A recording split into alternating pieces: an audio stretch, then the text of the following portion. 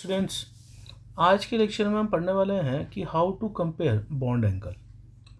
तो ये बहुत इंपॉर्टेंट जो है ये कंसेप्ट है आपका केमिस्ट्री का कि कंपेयर करना हो यदि बॉन्ड एंगल तो किन किन फैक्टर को हमें कंसिडर करना चाहिए।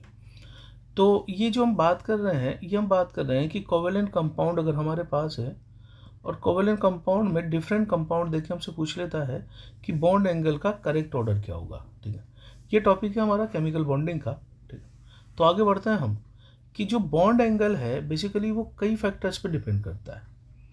तो बॉन्ड एंगल में जो फैक्टर कंसिडरेबल है वो है, सबसे पहला तो हमें पता होना चाहिए हाइब्रिडाइजेशन। ठीक है, हाइब्रिडाइजेशन मालूम करने के बाद हमें पता होना चाहिए शेप। ठीक है, शेप ऑफ द मॉलिक्यूल। अब शेप का पता हमें किससे लगता है, VACPR थ्योरी से। ठीक है, तो ये दोनों चीज़ें शेप और हाइब्रिडाइजेशन निकालने के बाद ये हमें मॉलिक्यूल का शेप पता है, इसका स्ट्रक्चर पता है, नंबर ऑफ लोन पेयर हमें देखने होते हैं कितने लोन पेयर है उसमें, उसके आसपास नंबर ऑफ बॉन्ड पेयर कितने हैं वो हमें देखने होते हैं। ठीक है, यहाँ पे हमें देखना होता है इलेक्ट्रोनेगेटिविटी ऑफ सेंट्रल एटम। ठीक है, ये एक फैक्टर है कि इलेक्ट्रोनेगेटिविटी ऑफ सेंट्रल एटम भी हमें देखना होगा। ठीक है, इसके बाद हमें देखना होता है इलेक्ट्रोनेगेटिविटी ऑफ बॉन्डेड एटम।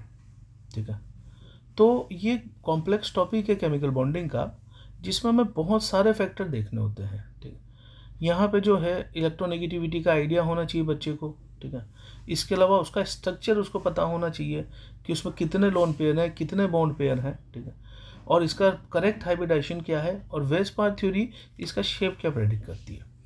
तो ये सब टॉपिक पे आपको कमांड होता है स्ट्रक्चर्स वगैरह बनाने पे, तब हम करेक्ट कंपैरिजन कर पाएंगे अबाउट द बॉन्ड एंगल। तो सबसे पहला जो मैं केस ले रहा हूँ ये केस है कि if there is no lone pair. अगर लोन पेयर नहीं है तो उस केस में हमें क्या करना है, we will compare bond angle with hybridization only. तो सबसे पहला काम है हमें हाइब्रिडाइजेशन निकालना है और उस केस में हाइब्रिडाइजेशन से हम सीधा बता सकते हैं। जैसे फॉर द एग्जांपल मैंने लिया है CH4 मॉलिक्यूल BF3BeCl2। यदि इसका हाइब्रिडाइजेशन में देखूं तो sp3 होगा, BF3 is sp2 and BeCl2 is sp। हमें पता है आइडियल जो एंगल होता है हाइब्रिडाइजेशन का वो sp3 का होता है 109 डिग्री, sp2 का होता है 120 डिग्री और sp का होता है 180 डिग्री। तो इसके आधार पे आप बोल सकते हैं कि CH4 less than BF3 less than BeCl2 और ये हमारा बॉन्ड एंगल का ऑर्डर हो गया जिसको मैं BA लिख सकता हूँ या मैं थीटा से भी लिख सकता हूँ। तो पहला केस हमारा था कि there is no lone pair found in the compound. अब यदि लोन पेयर आ जाता है तो ये चीज़ थोड़ी कॉम्प्लेक्स हो जाती है। तो इस केस में मैंने लिया है कि स्टेरिक नंबर सेम है। स्टेरिक नंबर की सहायता से हम निकालते हैं हाइब्रिडाइजेशन। तो एक सेपरेट वीडियो में मैंने बता रखा है कि how to calculate steric number to calculate hybridization of the molecule. अब यदि स्टेरिक नंबर मॉलिक्यूल्स का सेम हो, उससे जो जुड़े हुए एटम है बॉन्डेड एटम वो सेम हो, but lone pair is different. ठीक है, तो इसके लिए रूल ये है कि as lone pair increases bond angle decreases.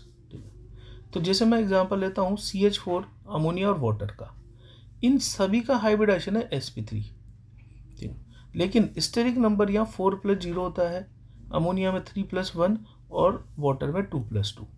ये 0 का मतलब है लोन पेयर 0 है, यहाँ पे लोन पेयर 1 है और यहाँ लोन पेयर 2 है। ठीक है, तो जैसा कि हम देख सकते हैं कि लोन पेयर यदि हम बढ़ा रहे हैं तो उससे बॉन्ड एंगल कम होता जा रहा है। ठीक है, तो यहाँ पे जैसे आप देखिए कि CH4 में 109 डिग्री था, अमोनिया के केस में 107 डिग्री और वाटर के केस में 104 डिग्री। अब ये चीज़ कैसे आई कि अगर मान लो मैं CH4 का स्ट्रक्चर ले रहा हूँ इस तरीके से, ठीक है, यहाँ पे कोई लोन पेयर नहीं है और अमोनिया में लेता हूँ अगर मैं, ठीक है, तो अमोनिया में क्या होगा कि ये जो लोन पेयर है ये ज़्यादा रिपल्शन शो करता है लोन पेयर और बॉन्ड पेयर के बीच में। जो lone pair bond pair repulsion है that is greater than bond pair repulsion.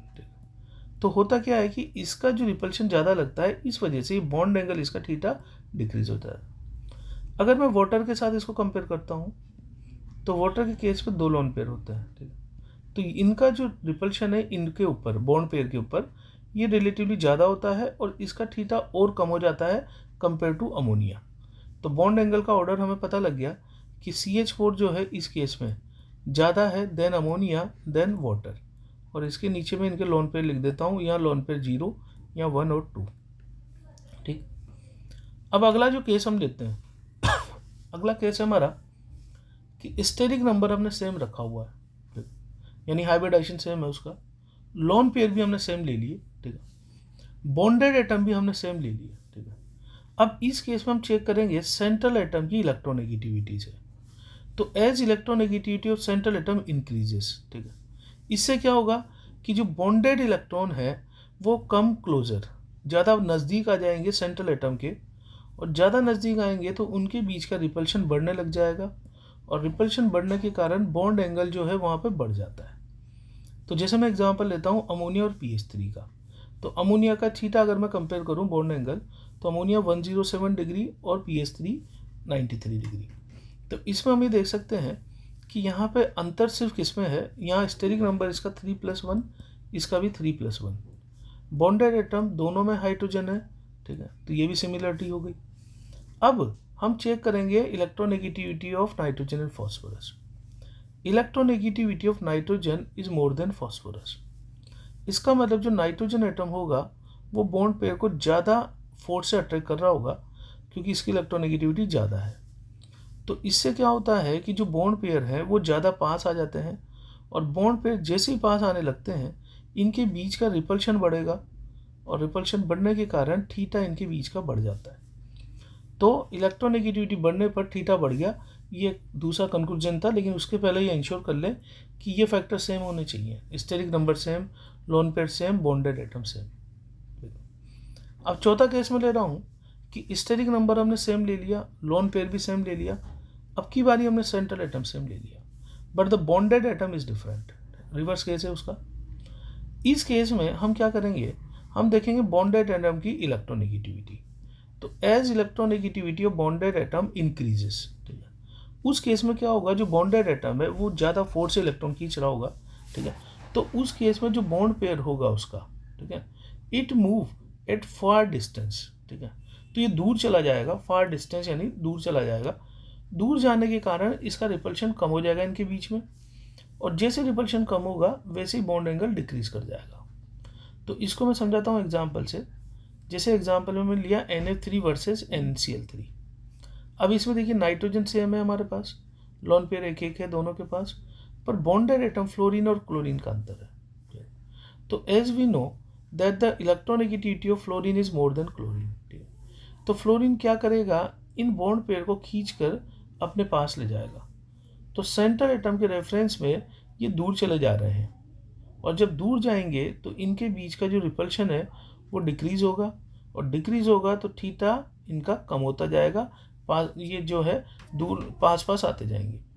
तो इस केस में हम कह सकते हैं कि NF3 जो है उसका बॉन्ड एंगल जो है वो कम है NCl3 से। तो यहाँ रूल ये है कि इलेक्ट्रोनेगेटिविटी बॉन्डेड एटम की बढ़ाई हमने, तो थीटा जो है वो कम हो गया।